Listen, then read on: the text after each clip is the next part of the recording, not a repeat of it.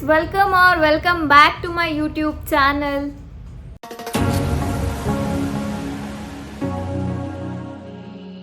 So guys, ಇವತ್ತು Monday ವ್ಲಾಗ್ನ start ಮಾಡ್ತಾ ಇದ್ದೀನಿ. ಮಂಡೇ ಆಲ್ರೆಡಿ ಟೈಮ್ ಬಂದು 2 o'clock ಆಗಿಬಿಟ್ಟಿದೆ.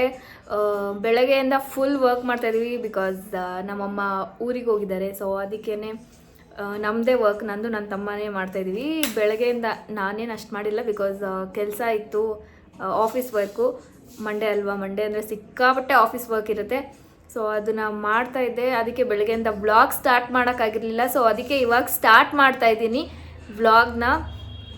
ಬೆಳಗ್ಗೆ ಎದ್ದು ಸೇಮ್ ರೊಟೀನ್ ಫಾಲೋ ಮಾಡಿಕೊಂಡು ಅದೇ ಹಾಟ್ ವಾಟರ್ ಕುಡಿದು ನೆಕ್ಸ್ಟು ಇವತ್ತು ಆಚೆ ಎಲ್ಲ ಹೋಗೋಕ್ಕಾಗಿಲ್ಲ. ಸ್ವಲ್ಪ ವೆದರ್ ಫುಲ್ಲು ಚಳಿ ಥರ ಇದೆ. ಎದ್ದೊಳಕ್ಕೂ ಬೆಳಗ್ಗೆ ಮಲ್ಕೊಳ್ಳೋಣ ಅಂತ ಅನಿಸ್ತಾ ಇತ್ತು. ಬಟ್ ಆದರೆ ವರ್ಕ್ ಸ್ಟಾರ್ಟ್ ಮಾಡಬೇಕಲ್ಲ, ಸೊ ಅದಕ್ಕೆ 9 o'clockಗೆ ಎದ್ದೆ. ಎಲ್ಲ ಸ್ಟಾರ್ಟ್ ಮಾಡಿದ್ವಿ ಆ್ಯಂಡ್ ನಾನು ನನ್ನ ಕೆಲಸನ ಮಾಡ್ತಾಯಿದ್ದೀನಿ. ಸೊ ಇನ್ನು 26th ಲಾಸ್ಟ್ ವರ್ಕಿಂಗ್ ಡೇ ಅಂತ ಹೇಳಿದ್ದೀನಲ್ಲ, ಇನ್ನು 3 days ಇದೆ ಅಷ್ಟೇ.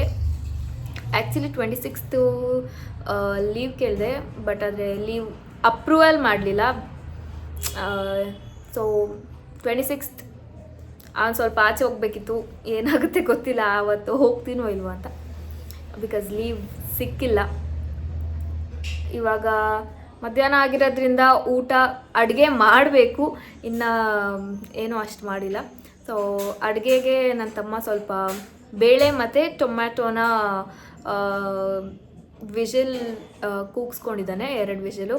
ಸೊ ನೆಕ್ಸ್ಟು ಅದಾದಮೇಲೆ ಬೇಳೆ ರಸಮ್ ಹೇಗೆ ಮಾಡೋದು ಅಂದರೆ, ಈ ಬ್ಯಾಚುಲರ್ಸ್ ಈಗ ಜಾಸ್ತಿ ಅಡುಗೆ ಮನೇಲಿ ಇರೋಕ್ಕಾಗದೇ ಇರೋರು, ಸೊ ಅವ್ರಿಗೆ ಅಂತಲೇ ಇದು ಹೇಳಿ ಮಾಡಿಸಿದಂತಹ ಬೇಳೆ ರಸಮ್ ಹೇಗೆ ಮಾಡ್ತೀವಿ ಅಂತಲೂ ತೋರಿಸಿ. ಆಲ್ರೆಡಿ ಅದೇ ಏನಿಲ್ಲ, ಈಸಿಯಾಗಿ ಮಾಡ್ಕೋಬೋದು. ಹೇಗೆ ಮಾಡಿದ್ವಿ ಅಂತ ನಾನು ನಿಮ್ಮ ಜೊತೆ ಶೇರ್ ಮಾಡ್ತಾಯಿದ್ದೀನಿ.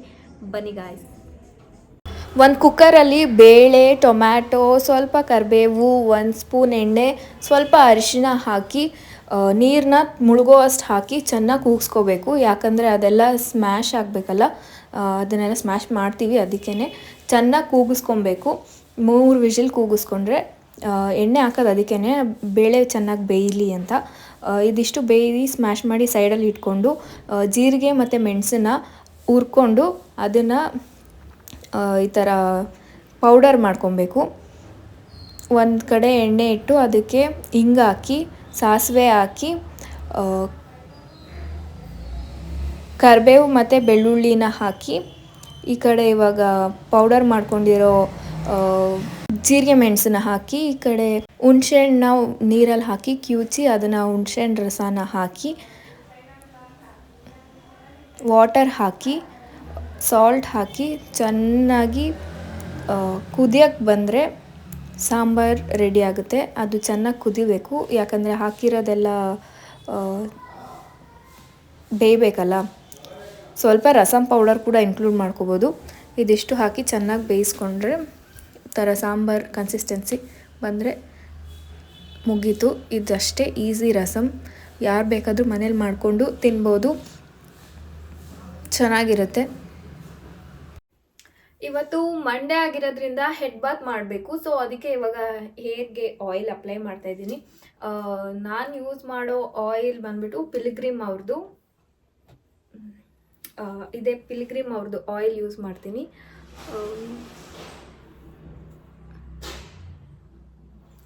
ಪಿಲ್ಗ್ರಿಮ್ದು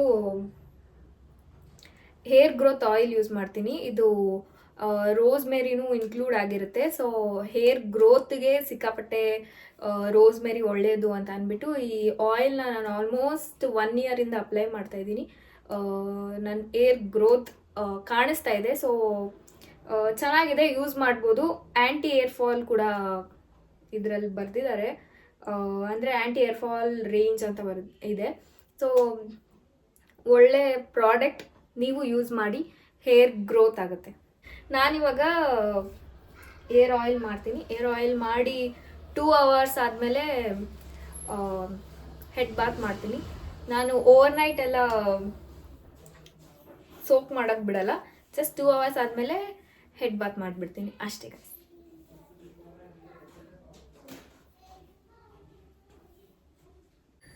ಸೊ ಗಾಯ್ಸ್, ಇವಾಗ ತಾನೇ ನಾನು ಫ್ರೆಶ್ ಅಪ್ ಆಗಿ ಬಂದೆ. ಆವಾಗಲೇ ಮನೆ ಕೆಲಸ ಎಲ್ಲ ಮುಗಿಸ್ದೆ. ಮನೆ ಕೆಲಸ ಅಂದರೆ ಸೆನ್ಸ್ ಕಸ ಗುಡಿಸಿ ಮನೆ ಒರೆಸಿ ಫ್ರೆಶ್ ಅಪ್ ಆದೆ. ಇವಾಗ ಟೈಮ್ ಬಂದು ಆಲ್ರೆಡಿ 6 o'clock ಆಗಿದೆ. ಮಧ್ಯದಲ್ಲಿ ಸ್ವಲ್ಪ ವರ್ಕ್ ಇತ್ತು, ವರ್ಕ್ನ ಕಂಪ್ಲೀಟ್ ಮಾಡಿದೆ. ಸೊ ಇವಾಗ ಟೈಮ್ ಆಲ್ರೆಡಿ 6:05 ಆಗೋಗಿದೆ. ಸೊ ಬನ್ನಿ ಬೇಗ ಪೂಜೆ ಮಾಡೋಣ.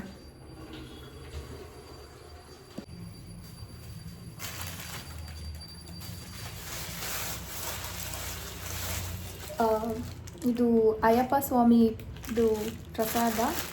ಸೊ ಪ್ಲೇಟ್ ಕೊಟ್ಟಿದ್ದಾರೆ. ರೀಸೆಂಟಾಗಿ ನಮ್ಮಮ್ಮ ಹೋಗಿದ್ರು ಅಯ್ಯಪ್ಪ ಸ್ವಾಮಿಗೆ ಅಂತ. ಸೊ ಪ್ಲೇಟ್ ಆ್ಯಂಡ್ ಪ್ರಸಾದ.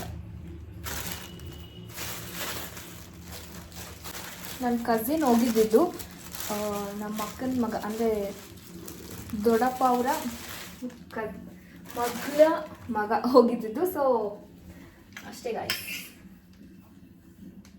ಇವಾಗಂತೂ ಅಯ್ಯಪ್ಪ ಮಾಲೆ ಹೋಗೋ ಸೀಸನ್ ಅಲ್ವಾ, ಎಲ್ಲರೂ ಅಯ್ಯಪ್ಪ ಮಾಲೆಗೆ ಹೋಗ್ತಾ ಇದ್ದಾರೆ. ಸೊ ನಮ್ಮಮ್ಮ ಎಲ್ಲ ಫಂಕ್ಷನ್ ಅಟೆಂಡ್ ಮಾಡ್ತಾ ಇದ್ದಾರೆ.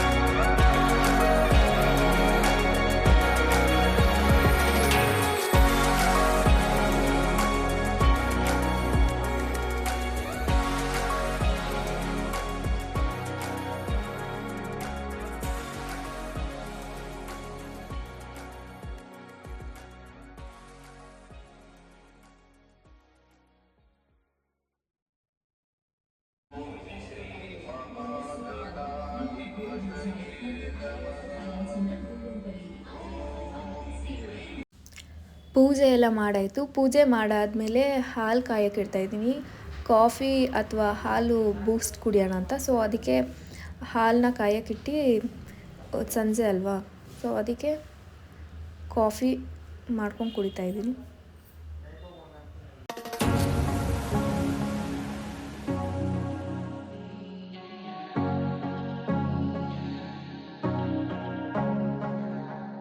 ವರ್ಕ್ ಮಾಡಿದೆ. ಅದಾದಮೇಲೆ ಸ್ವಲ್ಪ ವರ್ಕ್ ಪೆಂಡಿಂಗ್ ಇತ್ತು, ಅದನ್ನು ಕಂಪ್ಲೀಟ್ ಮಾಡಿದೆ. ವರ್ಕ್ ಮಾಡೋದು ಎಷ್ಟು ಬೋರಿಂಗ್ ಅಲ್ಲ, ಬಟ್ ಆದರೂ ಮಾಡಲೇಬೇಕು.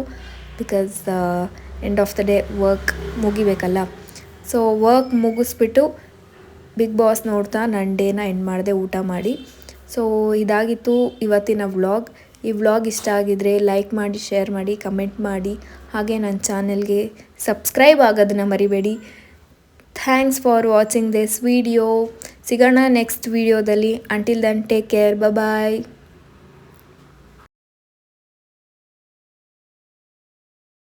Thanks for watching this video.